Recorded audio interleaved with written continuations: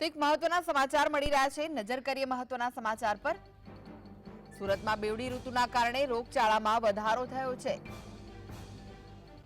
રોગચાળાનું પ્રમાણ સતત વધી રહ્યું છે। દિવસે ને દિવસે ઋતુજન્ય કેસોમાં વધારો જોવા મળી રહ્યો છે। ક્યારેક અસહ્ય ગરમી પડી રહી છે તો ક્યારેક માવઠાનો માર લોકો સહન કરી રહ્યા છે, જેના કારણે રોગચાળો વકરી રહ્યો છે। હોસ્પિટલમાં સારવારથી લોકોની અવરજવરમાં વધારો જોવા મળી રહ્યો છે। હીટવેવ અને કમોસમી વરસાદના કારણે લોકોના સ્વાસ્થ્ય પર અસર પડી રહી છે। છેલ્લા કેટલાક વર્ષોથી જોઈએ તો કાળઝાળ ગરમી પડે છે, પરંતુ કમોસમી વરસાદ પણ વરસે છે, જેના કારણે રોગચાળો વધી રહ્યો છે। બ્રેઇન સ્ટ્રોકના કેસમાં પણ વધારો થયો છે।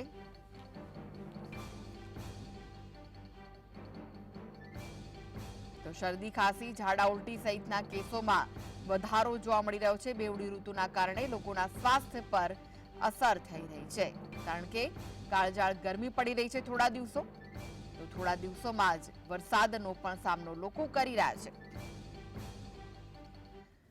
તો વધુ વિગતો માટે જોડાઈ ગયા છે સુરતથી સંવાદદાતા સાહિસ। જે રીતનું વાતાવરણ છે, એક બાજુ વરસાદ વરસતો હોય છે, કમોસમી વરસાદની આગાહી હવામાન વિભાગ દ્વારા કરવામાં આવે છે, અને બીજી બાજુ અસહ્ય ગરમીનો લોકો સામનો કરી રહ્યા છે, અને જેના કારણે જે ઋતુજન્ય રોગચાળો છે તેમાં વધારો થયો છે। સુરતમાં કેવા હાલાત છે? જી બિલકુલ, સુરત સિવિલ હોસ્પિટલની અંદર દર્દીઓનો ઘસારો જોવા મળી રહ્યો છે, કારણ કે વાતાવરણમાં પલટાના કારણે એકાએક શરદી, ખાંસી, તાવ સહિતના જે રોગો છે તે હવે ફેલાઈ રહ્યા છે। સિવિલ હોસ્પિટલના દ્રશ્યો બતાવવાનો પ્રયત્ન કરીશ કે આ ઓપીડી છે, જેની અંદર રોજના 300 થી વધુ કેસો આવી રહ્યા છે। એટલું જ નહીં, પરંતુ હવામાન વિભાગ દ્વારા આગાહી કરવામાં આવી છે કે વરસાદ આવી રહ્યો છે, અને તેને લઈને દર્દીઓની અંદર ઘસારો જોવા મળી રહ્યો છે। વહેલી સવારથી અત્યાર સુધી 150 જેટલા કેસો આવી ચૂક્યા છે।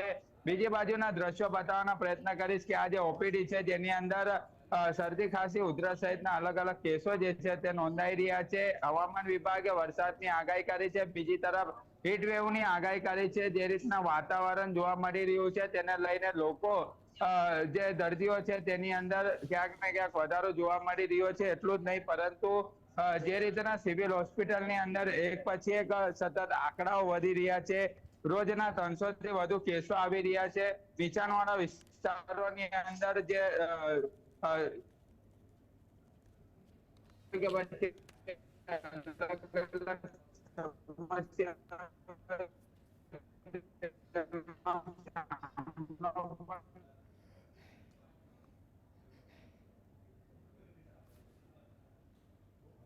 હતો વરસાદ બાદ હવે ઘર પીડાઈ રહ્યા છે, અને તેને જ લઈને જોવા મળી રહ્યો છે। સિવિલ હોસ્પિટલના જે સત્તાધીશ છે તેમની જોડે આપણે વાત કરવાનો પ્રયાસ કરીશું કે કેટલા રોજના કેસો આવી રહ્યા છે અને કઈ રીતની પરિસ્થિતિ જોવા મળી રહી છે। જોડે વાત કરવાનો પ્રયત્ન કરીશ કે તે જોવા મળી રહ્યા છે। મેડમ,